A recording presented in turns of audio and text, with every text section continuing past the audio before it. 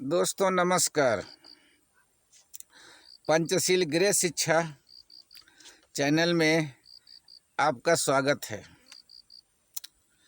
भाइयों, हमारे देश में आज शिक्षा की बदौलत क्या हो रहा है और कुछ ऐसे देश हैं जहाँ की शिक्षा की बदौलत वहाँ क्या हो रहा है। भाइयों, हम दूसरे देश से सैन्य सामग्री खरीद रहे हैं, लेकिन हमारे यहाँ क्या टैलेंट नहीं है? लोगों में है, लेकिन उनका टैलेंट, उनकी प्रतिभा बाहर क्यों नहीं निकलती है? उसका थोड़ा हम आज अपने चैनल पे आपसे कुछ अपनी अनुभव शेयर कर रहे हैं। भाइयों, हमारे देश में कुछ ऐसे लोग पाए जाते हैं जिसे वो पढ़े लिखे होते हुए भी अपने विवेक व पढ़ाई को किनारे रखते हुए अनपढ़ सामाजिक विद्रोह फैलाने वालों की बातों में आ जाते हैं और बाखूबी उनकी बात मान लेते हैं और अपना शिक्षा का रास्ता छोड़कर अंधविश्वासी लोगों की कुतर्क बातों में आकर सारे फैसले करने लगते हैं।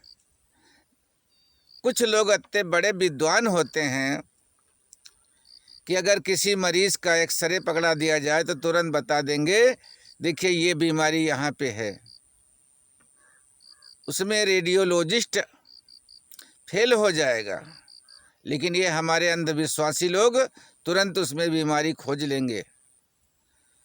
भाइयों, यहाँ तक छोड़िए, हमारा इन अंधविश्वास की वजह से लोग सूर्य और चंद्रमा में भी दाग खोजते हैं, जबकि अपनी कमी अगर ढूंढ लें तो वो खुद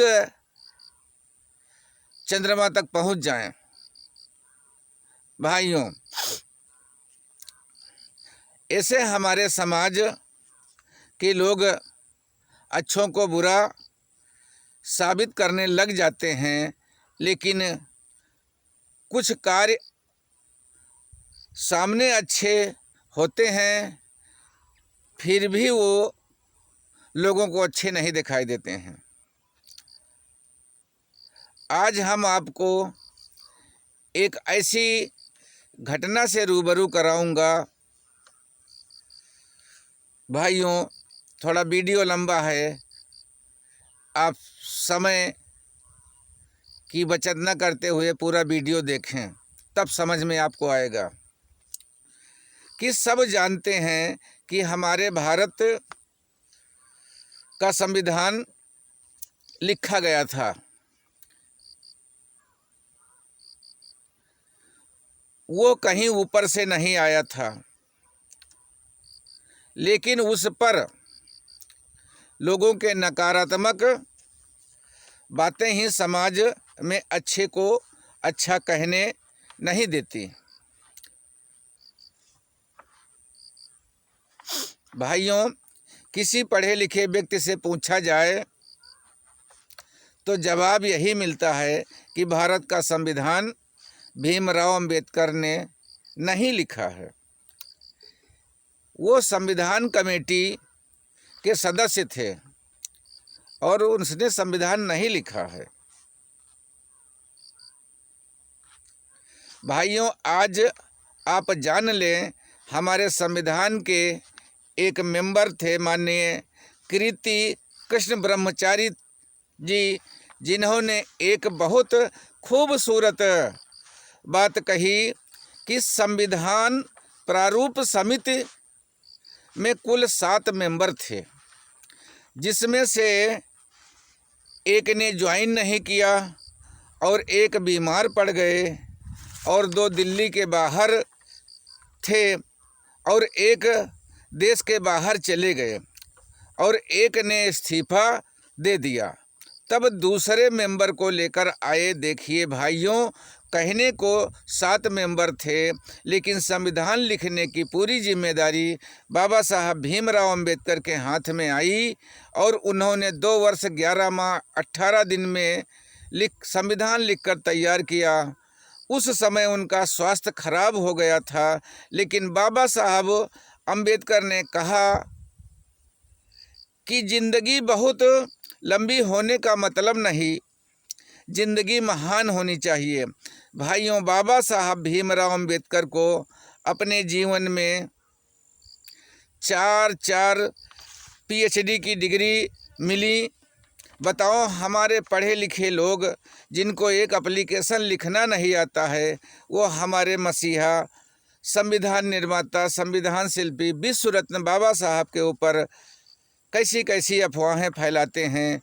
इस कड़ी में मैं नाम किसी का ना लेकर उसे बदनाम करना नहीं चाहता है। हमारे सुड़िया मोह में एक प्राइमरी टीचर, जिन्होंने अपने पिताजी की मृत्योपरांत नौकरी पाई थी, उनसे जब मैंने 26 जनवरी को बात किया तो उन्होंने कहा संविधान अंबेडकर ने नहीं लिखा है। भाइयों, अगर इस तरीके से पढ़े लिखे लोग बात करेंगे तो अपने जो हमारे नौनिहाल जिनके कंधे पर कल का भविष्य है, वह हमारे छात्रों के बीच में कैसे ज्ञान देते हैं। भाइयों, कहने की बात यह है कि बताओ, अगर उन्हें जो प्रेजेंट टाइम इतिहास है, संविधान है, सब कुछ है, उसे वे बता नहीं पाते हैं तो इतिहास कैसे वो पढ़ा रहे होंगे। भाइयों, विडंबना यही बात की है कि लोग बाबा साहब अंबेडकर को एक दलित तक सीमित कर दिया, लेकिन उनकी मेहनत और इस समाज से उन्होंने जो प्रताड़ना सही, स्कूल के बाहर बैठते थे और जब चपरासी आता था भाइयों, तब वे पानी पीते थे और बगैर पानी के वे रहते थे। भाइयों, जिस देश में शिक्षा व तकनीकी आगे नहीं बढ़ रही है, उस देश के आप समझदार व्यक्ति हैं। भाइयों, बाहर देशों में धर्म नहीं कर्म पूजा जाता है और हमारे देश में धर्म पूजा जाता है। आगे आप समझदार हैं, हमारे चैनल को सब्सक्राइब करके आगे बढ़ाइए भाइयों,